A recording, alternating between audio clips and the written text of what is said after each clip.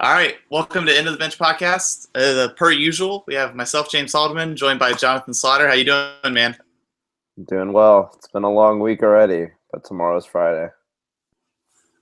They're always long weeks. Last time we tried to do this, you got like a phone call halfway through, and we had to abruptly end the podcast. So I Yeah, that just was one imagine bad. that like your life is one big work week right now, at least for the past month. So I'm gonna have to sleep at my office on Saturday. that sounds like the worst thing I've ever heard in my entire life. Maybe we should try and figure out a way to get paid off of this, so you don't have to sleep at offices anymore. Oh boy. All right, so we are for some teams 4 to 6 games into the NBA regular season. So we wanted to bring a podcast of basically our reactions to early results so far. So we're each going to have our 3 pleasant surprises, 3 disappointments, and then just 3 either predictions or things we found interesting to start the NBA season. Just to get a big picture look of what's been going on around the league. So you want to start us off with one of your pleasant surprises?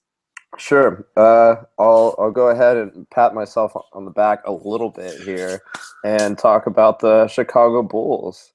They're second in the league in offense right now. Defensively, they're fine, not great, not terrible. But they've been able to move the ball and effectively get open shots. They've been really good in transition, which I think is something I didn't particularly foresee, but I probably should have. Mostly, I guess, because their team seems older, but they've been doing well.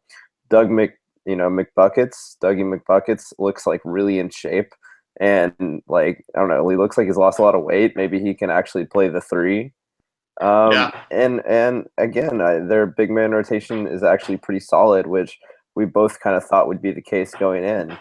And so, they Michael Carter Williams going down, I guess, is neither good nor bad. I think Isaiah Cannon kind of fits pretty well with what they need anyway, just shooting wise.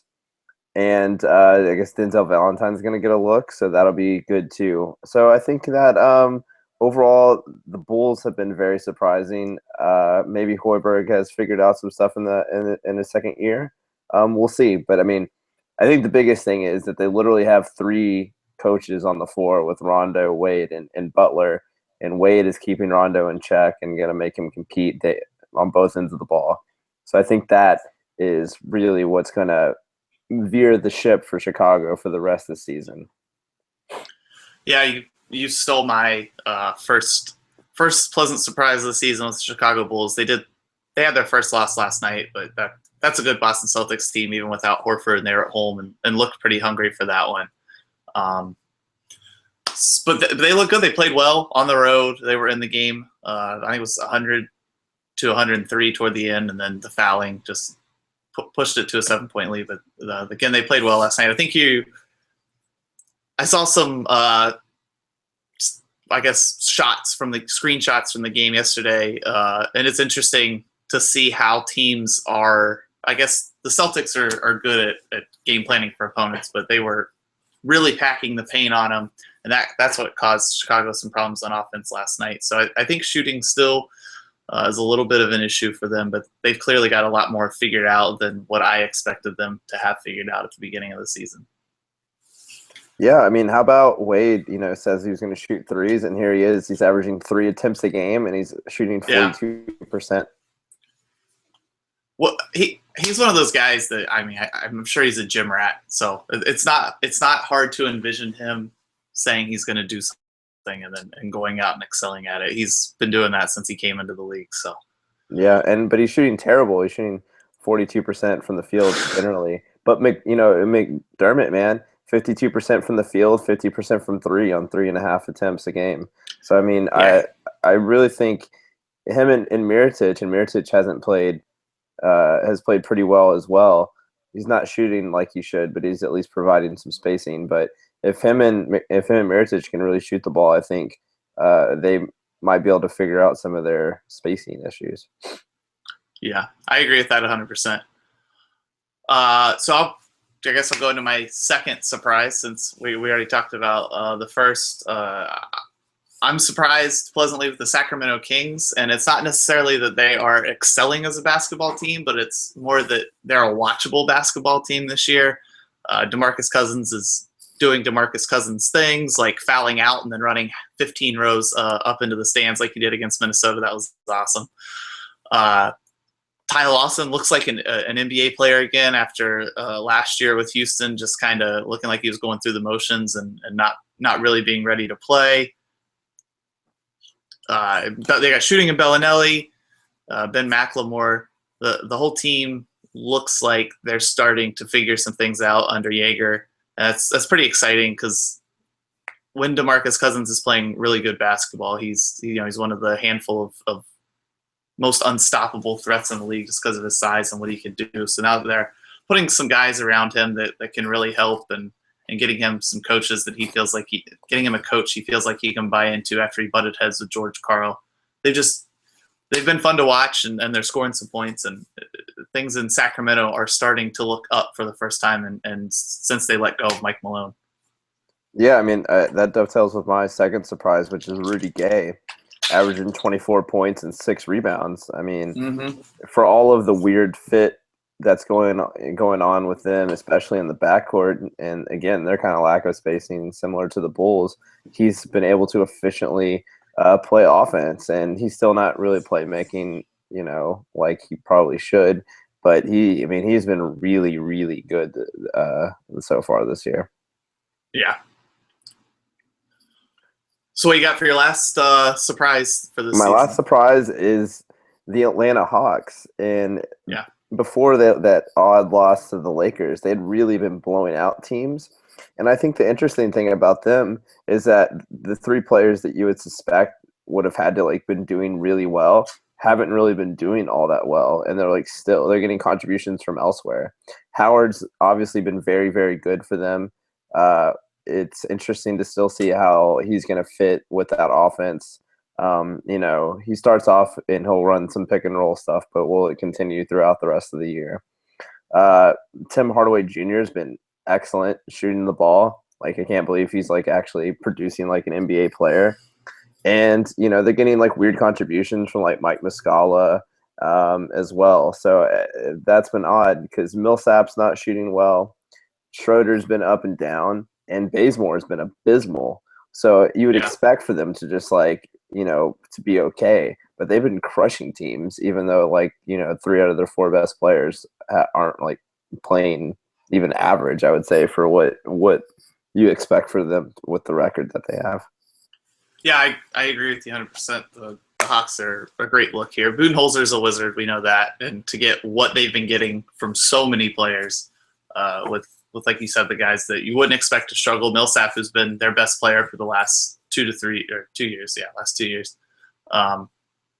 It's a testament to him. It's a testament to the guys on the bench. Dwight Howard, we have to give him his props when they're due because we tend to give Dwight Howard a lot of garbage on here, but he's been great this season. I think even in the loss to the Lakers, he was 12 for 16 for 31 points or something like that, and grabbed 12, 13 rebounds. So it's good to see him get somewhere where he's buying into playing in the pick and rolls and a pick and roll sort of system and playing at a level we saw him play at, in Orlando and the first year he was with Houston. So that's good for Dwight Howard. Exciting to see.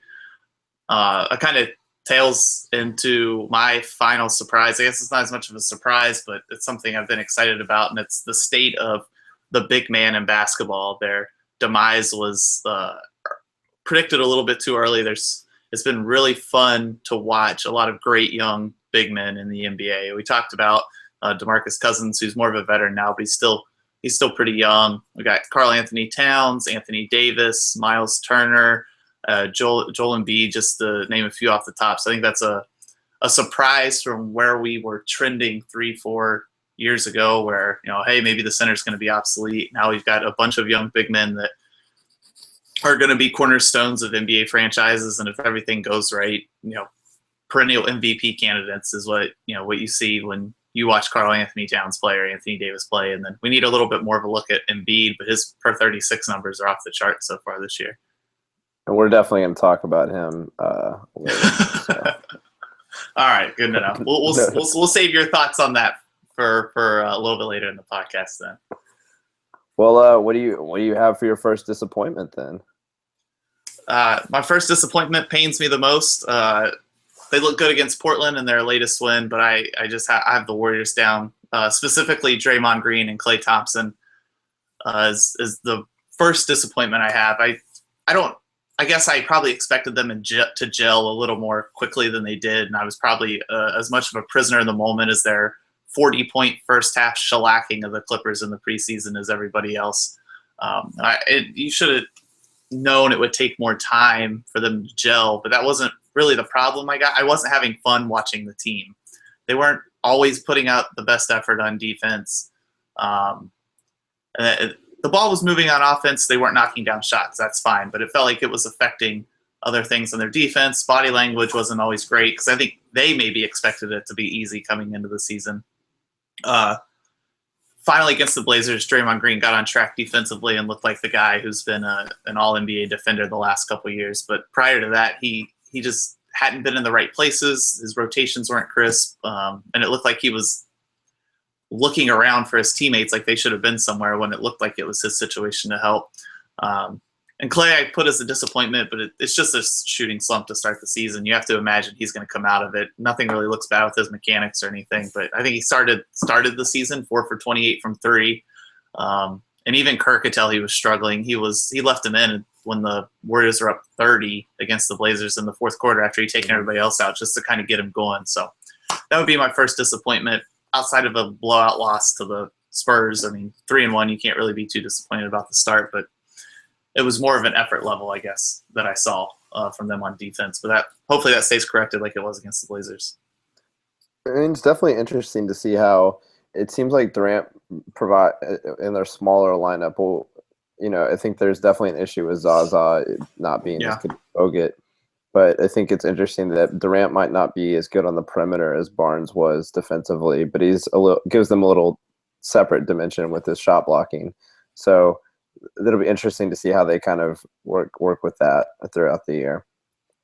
Yeah, I think they're going to have to get some contributions from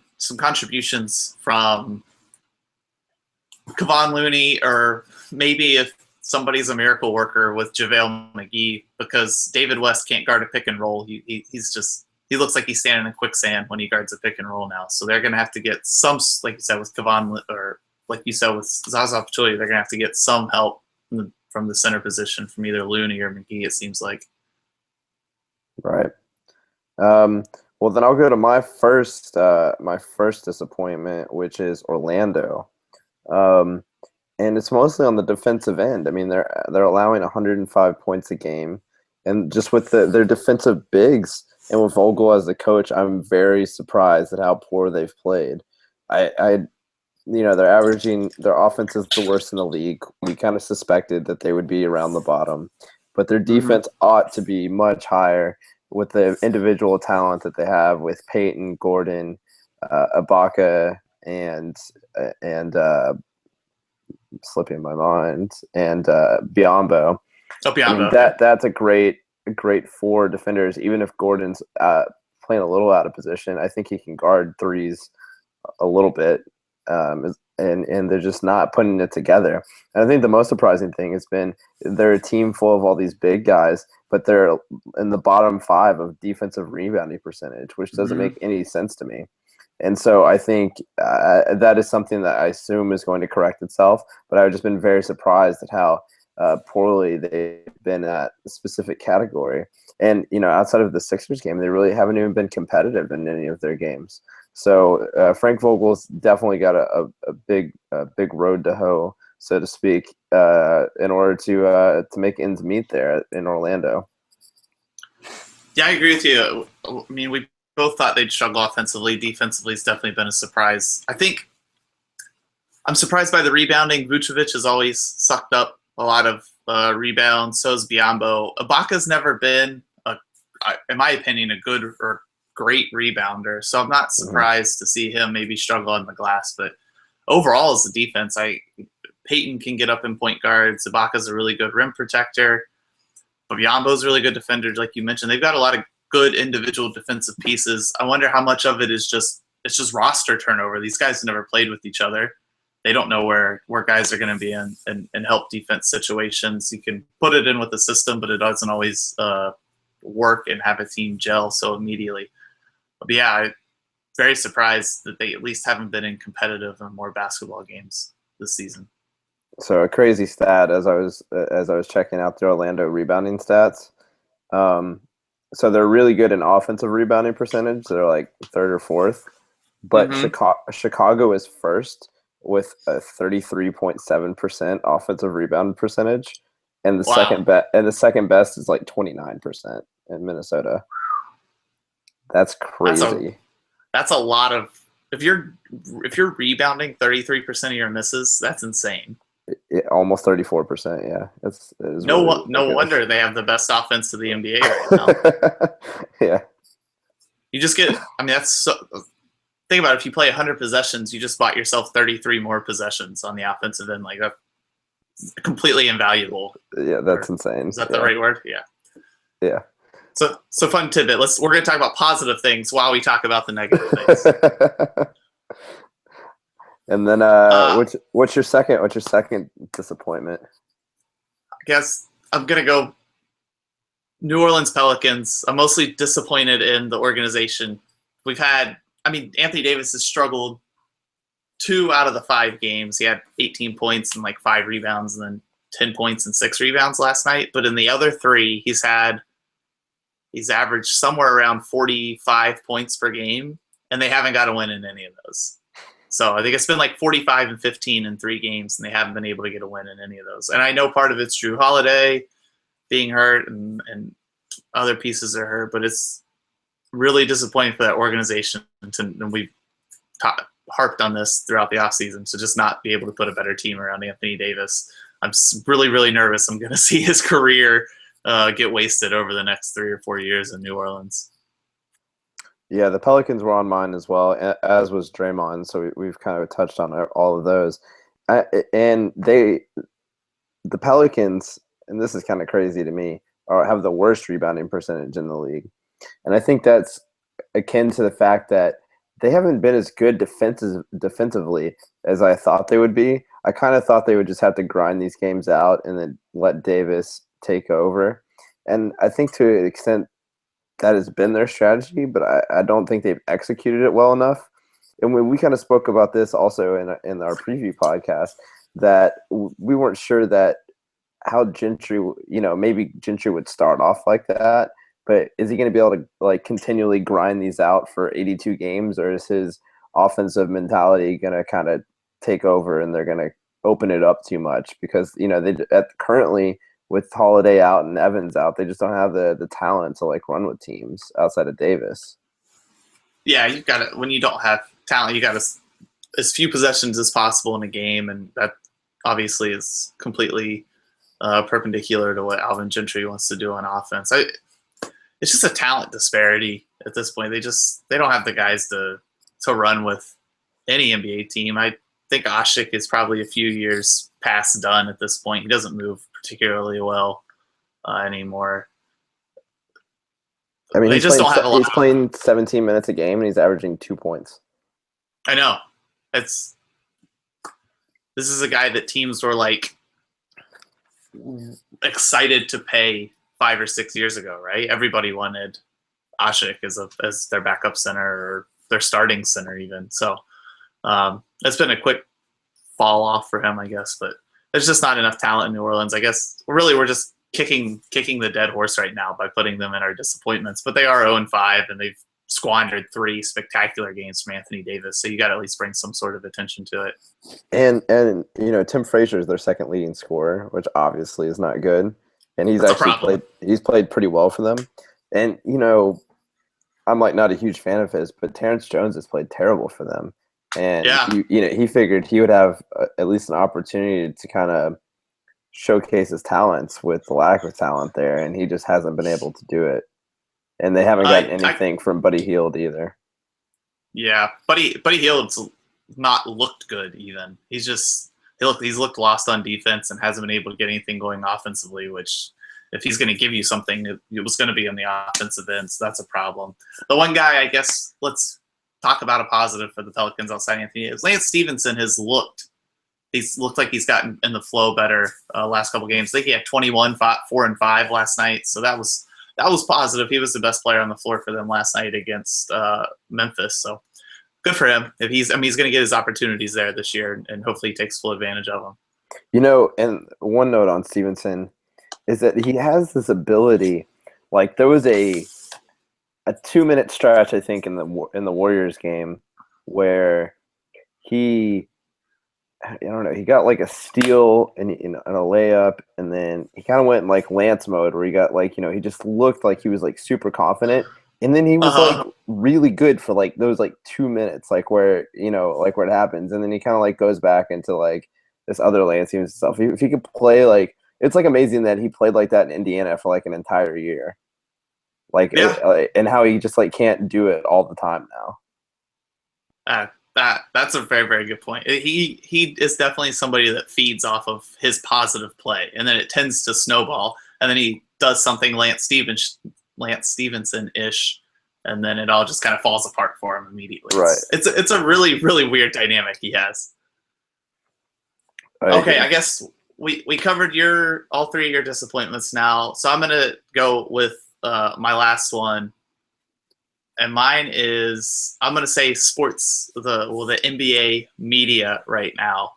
I don't hear anything about James Harden, who I don't want to brag too much, but I said that point guard James Harden would be spectacular. And he's the first player since Magic Johnson, I think I saw, with 30 and 15 in back-to-back games, which is just incredible. He's been a lot of fun to watch. But I just, if you're going to give him crap and post vines of his terrible defense, please compliment the man when he's been the best player in the NBA to start the season, except for they think Russell Westbrook is, which is part of my problem. He's been unstoppable. He had a double-double last night. I know. He's so great. 35. No, Westbrook. Oh, yeah, I know. 35 points. 35 and 10. 35 points, 10 turnovers. He had a triple-double, probably had like 20 missed shots.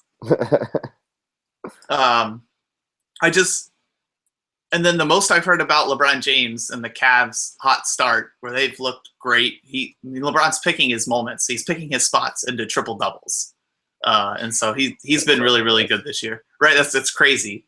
And all we're talking about with LeBron James is the city of Cleveland and the Indians. Like, yeah, he's excited. He's in an Indians game. Can we please talk about how great the man's playing on the basketball court? Like, I was hoping that we would get past the sort of like normalcy view of LeBron James. Like, oh, this is just what he does after his NBA finals last year and how spectacular he was. And it feels like everybody's just sort of fading back into that instead of understanding what he's doing. So I just wish that people were bringing more. I mean, not that LeBron needs more attention, but just like, I feel like it's deserved right now by both of these guys, and neither one of them are getting it. So that's my final disappointment. LeBron's been amazing. It's true. All right, on to the predictions and or interesting things.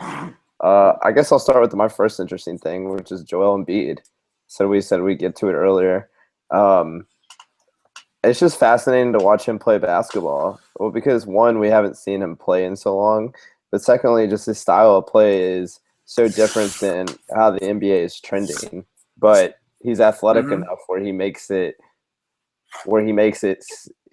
work. You know, he needs this. You know, he needs the floor spacing. He needs the. He has the ability to take people off the dribble from the 3-point line. He has the ability to post people up from the block. He can shoot spot up threes from the top of the key. I mean, he literally doesn't really have a weakness right now on offense, except for like passing the ball, because he doesn't ever pass. But that's okay, because the rest of the team is so terrible that I just don't want anyone else to touch the ball. But but I guess he could do a dribble handoff or something like that. Yeah. Actually, screw that. Sergio Rodriguez should be giving him dribble handoffs. Agreed. Yeah, they should be running pin downs for Embiid, where Rodriguez is throwing the ball to him and he's catch and shoot from the 3-point line. I agree. Somebody needs to call Brett Brown and let him know what needs to happen. It's so fascinating to watch him, and and he like plays so hard. He plays with so much energy. Like goes after blocks. He gets rebounds. He's a little chaotic and he's not disciplined. But it's literally his first 5 games ever in the NBA, so that's gonna happen. But you can just see like what everyone saw whenever the Sixers picked him, and I'm glad for them that it's working out. And I just I thought he would probably be Rookie of the Year. The more I thought about it, I was going to take him in our fantasy league with my first pick. But I'm going to get a Joel Embiid jersey at some point. It's just going to happen. Yeah, I can tell. I'm surprised you haven't ordered one already. Waiting for the next paycheck. I just assume that next podcast you're just going to pop up on my screen and you're going to be in a Joel Embiid jersey. I have actually no doubt about it in my mind. I'm going to wear it to trial. I'm the best young lawyer in Texas, so right. I'm wearing this Joel Embiid jersey to let everybody know what's up. That's right. I'm excited about Joel Embiid, as I already said earlier, but he's awesome. He's shooting 3-pointers 12 seconds into the shot clock. He's embracing. He says, "I am the process." I love that he's buying into that whole thing and having fun with it. And I think he's got, provided no more injury issues occur and he stays healthy and keeps growing. The sky looks like the limit for him right now. Like Hakeem looks like the limit for him right now, right? That's what everybody's saying. Right, we'll see if he ever gets there, but like. That is what he reminds me of when I watch him play. My first, I'm gonna go 3 predictions. I'm gonna make it exciting. First is that a little bit of conspiracy theory to this. We'll go into that as well. I think the NBA gave Russell Westbrook 3 cupcake games to start the season to kind of bolster his MVP status and give him big numbers going into this. Well, I guess. They beat the Clippers last night too. Just going into this Warriors game to kind of boost ratings, give people a reason to watch this matchup more than what they already would have. The villain Durant versus his young upstart team who has Russell Westbrook, who's apparently the best player in the NBA now. So I think if I guess my prediction is if the Thunder make the playoffs and Russell Westbrook averages a triple-double, he wins MVP this year. Because I think everybody's in love with him. I just don't think there's any way they'd vote for anybody else. If he leads that team that everybody thinks Durant left in this horrible state to the playoffs. And I think a 2-7 Warriors Thunder, 1-8 Warriors Thunder matchup, first round of playoffs would be a lot of fun to watch. That would be a blast. And like that I watched some of the Clippers game last night. I was obviously watching the World Series too, but it was really, it's like the team has a gutsy performance, and the players like playing for him, which is something that you like to see. But it's the teams, it's like he's the Iverson 76ers team basically, but he's not like as graceful as Iverson, and so I just don't get as much joy as him watching him play as I did like Iverson.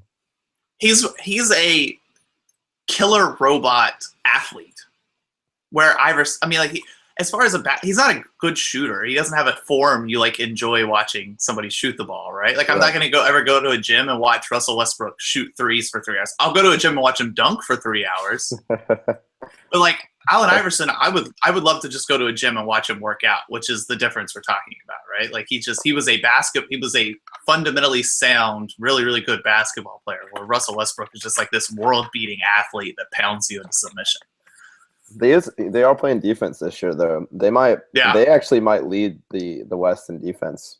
Outside of the Jazz. I'm excited that Donatus is starting for this team. I love that. I liked him at Gonzaga a lot, and I thought he was a good pickup for him. He would be a good player. He's been so bad, though. I know. I like him, though. I don't care. He's a rookie. I don't care. It's another Sabonis in the NBA. We should be excited about this. That is true. So what is your second interesting thing or prediction? So I'm interested in the start that the Cavs have had and how seriously they're taking the regular season. I figured that they would just kind of, whatever, we won, but they seem to be on a mission. But I think it's interesting. You talked about how LeBron's picking and choosing his spots. it seems like he's really letting like Kyrie and Love like handle the offensive load. I mean, he's still, Hmm. LeBron's still getting his assists and stuff, but Kyrie and Love are a lot more just involved. And maybe it's because the Rockets are terrible on defense, but it was interesting in that game, just like how much they were trying to set up each other and how LeBron, can sit for like long periods of time because they have it and it's cool. So I think that's going to be interesting. And it's going to be helpful whenever the playoffs come around because I don't think, Kyrie, I think really gained a lot in that finals. Yeah. Like I think he grew a lot in that finals. And, I'm not sure he'll ever lead the league in scoring with LeBron on the team. I mean, he might average like 25 points a game, but that's just not going to be anywhere close to leading the league in scoring. But he's really starting to play great basketball. And, the defense is never going to be great, but he's doing fine on that end too. And if they can get Love worked in, and he really starts to grow within their system, I mean they, it's not going to be an easy walk for the Warriors. Not that anyone, not as easy as people think anyway. Yeah, so my second thing is the Cavs as well, so we can just continue this discussion. I think they're going to win. I'm going to make another prediction is that if they play anybody else other than the Warriors, I think they're going to win the NBA championship without question. I think the Warriors are the only team they're going to give him any sort of problems. That finals for Kyrie Irving was huge. He's playing with so much confidence now. You can tell he always did, but now he's now NBA champion Kyrie Irving. You can't tell him anything, right? Except unless you're LeBron James, because they finally developed that. All three of those guys have that mutual respect for each other now, and that's gone a long way. And I remember watching the Knicks game. And in every game, the Cavs I've watched, Kyrie Irving's defensive effort has been at another level. I don't know if that's something that they've preached this offseason or what, but I feel like he's put a lot more effort in there. Kevin Love, the game seems to be coming to him easier. I think he's fitting in more with the guys in year three even than he was before last year. I know last night he was sitting beside LeBron. Well, his supermodel girlfriend was sitting beside LeBron, and then he was sitting on the other side of her. But he was there in an Indians jersey, and they were all having fun last night. Every year we talk about Indians going on a run whenever JR took his shirt off. That was important. If JR had done that before, it wouldn't even it would have been a Kluber. It'd have been a Kluber, Miller, Allen perfect game. Is what it would have been if he had just gone into the stadium shirtless. Can you imagine if they would let J.R. Smith play NBA games shirtless? What would happen? He's always that guy at the gym. Like, at pickup games, there's always that one guy. There's always one guy. Yeah, it's definitely J.R. Smith. 100% J.R. Smith. But yeah, I just this team's going to be a lot of fun. I wonder if they paid so much attention to what the Warriors were doing to start the season last year. I wonder if they care a little bit. Like, hey, let's try and win 28 straight to start the season, just for fun. Just let's do it, just to stick it to the Warriors even more, right? With all this 3-1 stuff and LeBron having Kyrie or Klay Thompson and Steph Curry cookies at his Halloween party and all that stuff. I wonder if there's just a little bit of pettiness in them. Hey, let's just go do better than they did last year during the regular season, just to prove a point. It definitely seems like there is. But LeBron does weird stuff like that from time to time. I think the way the Cavs view it is that it's them and the Warriors and then the rest of the NBA. That's their competition, and that's really all they care about. So We'll see. I think it's exciting. I mean, that they're obviously a really, really, really, really, really good basketball team. So they're only looking better this year. So all right, for my final prediction, well, it is a prediction. I think the Trailblazers will miss the playoffs. And if you would have told me at the beginning of the season that Damian Lillard looked better than he did last year, I would have had to have this prediction, you would say I'm crazy. But their defense is so bad. The least amount of points they've given up is 104, and that was to the Jazz. And Lillard has been fantastic. Lillard has been playing at an unbelievable level, top 10 player in the league good. and they just cannot stop anybody. They don't have a center that has rim protection. You know, Ezeli would be that guy, but he's hurt, and you know he'll perpetually be hurt. I believe. I don't think that he's. I don't know. You hope that he can rebound, but I don't think he will. He Uh, has a track record. He has a track record at this point, right? That's unfortunate, but like it's something you got to look at as a realistic thing. right, and you know Alan Crabb hasn't played up to his potential. You know they're not playing. I don't know. Like he's averaging 11 points a game and he's shooting pretty well, but I feel like in 29 minutes he should be averaging more like 18 points a game. Like and, you Mm-hmm. know he should be like that a pretty solid third guy. And then you know the just like the Vonleh, Aminu, and like Evan Turner. Like I don't know. Like I just don't really like any of those guys. Like they're okay, but I don't really know anything that they do like that's great. And then Ed Davis hasn't really been a good rim protector for them either. I don't know. I'm just like really concerned about them. That their defensive guys are just not good on offense, and they just don't have a rim protector to help hedge against the small lineup they're just inevitably going to have to play with Lillard and McCollum. Yeah, I thought we would see a drop off from the Blazers. I didn't think it would be as big as it is, I guess. I was more excited about the Warriors game before they lost to the Phoenix Suns last night. They have trouble guarding people. Obviously, you're going to get about 50 from your backcourt every night, but where else are your points going to come from? You're starting Mo Harkless and Aminu, who can't score. Plumlee is not a scorer, so you're expecting Alan Crabb, who, like you said, he's been good. He's shooting the ball solidly. You want a little more out of him, especially for what you paid him. And Evan Turner, who they just shouldn't have paid Evan Turner that much money to be the guy. He's a decent backup point guard or whatever, but like he can't be the guy coming off your bench. Right. And Vonleh is a guy. I thought he was going to be a really good NBA player. He hasn't really figured it out yet, obviously. And Myers Leonard hasn't given them anything either, and you kind of expected he would be like such a big player in this, and he hasn't done anything. So I don't know. I'm worried about them. I'll leave it at that. Yeah, I agree with you there. And I think the Northwest Division is the most competitive in the league. Yeah, with Dallas not being quite as competitive as we thought they'd be, I think you're probably. Well, the Pelicans are just so bad that you'd have. Yeah, the Pelicans too. Sure. You have the Kings, Nuggets, Thunder. I thought Kings are in the Pacific, aren't they? Oh yeah. So sorry. So it's Phoenix, Utah. No, Phoenix is Pacific. Utah, Portland, OKC, Denver. Is Utah? Yeah. No, I'm pretty sure Phoenix is Pacific too, because it's the 4 California teams in Phoenix. Oh, in Portland. 3 California teams. Yeah. Okay, we're good. Whatever. But anyway, I think it's the most competitive division in the league. Yeah. And so I think that I don't know. I mean, I just could see them losing games. Everybody just found out we're as good at geography as Donald Trump. Yeah, maybe Gary Johnson. Maybe Gary Johnson too. Wow, we just segued perfectly into my final prediction. We really did. That was awesome. I'm so excited. My final prediction. I'm going a little.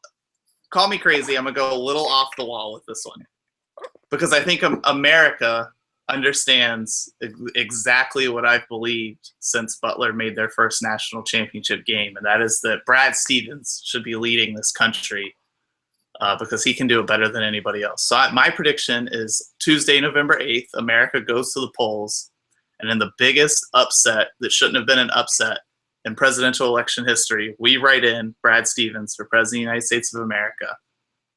And through ball movement and hustle and effort, he ends the obesity in America.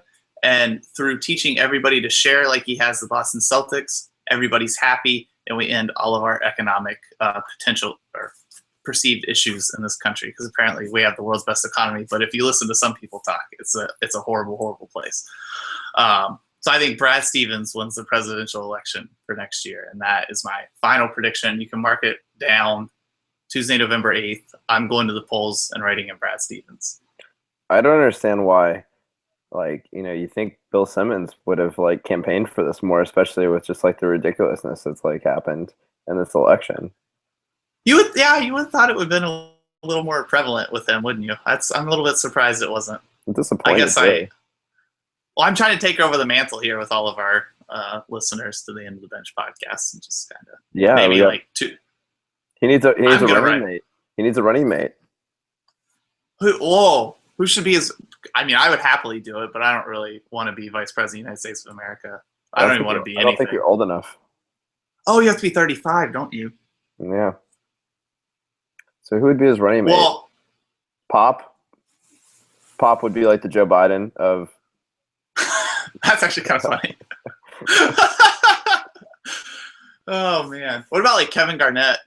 Oh, well, Pop. Oh, that would be fun. I'd love for Kevin Garnett to be vice president of the United States of America. I don't think he didn't really coach Garnett much, so that's obviously disappointing. Yeah, I think Pop's got to be the way we go, right? Actually, that's who Bill Simmons was campaigning for to be president of the United States. If you remember seeing it. Yeah, he wanted Pop to be president. So maybe Pop's president and Stevens is vice president, and we're just grooming him to take over the presidency in 8 years. No, see, he needs to be president now because, he's young. He's got all the energy. Pop's just kind of behind the scenes, like, he's tired. He's done this before. He has his quips here and there. Pop's a little too jaded to be president. He's like Papa Pop, right? Like how we call it. It's like Papa Biden. Yeah, that's true. Pop. That's a really good words of wisdom. I'm going to make a real prediction now because I just saw Avery Bradley hit a jump shot against the Cavaliers that he's going to average more than 20 points per game this year because he's been really, really good to start the season. I feel like we need to talk about him at least a little bit because he's been awesome. Yeah, maybe he might be like the first like guy that like legitimately should be like a 20-point scorer, well, outside of Kawhi, that's like also on the first team all defense. Yeah.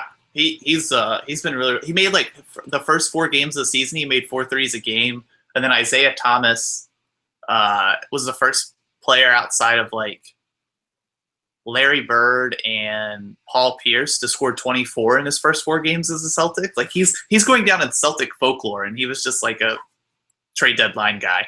Pretty crazy. But Isaiah Thomas, that's gonna be a really good basketball team this year. I'm pretty excited for him. Which is why we should write Brad Stevens in for president. I'm Brad Stevens, and I approve of this message. Thank you. I appreciate that. All right. I guess that's the end of the podcast because it's getting a little crazy. That was a good time. This has been a pretty fun segment, so I think we're going to do this one. Yeah, we should do it like pretty maybe like twice a month or every week or something like that.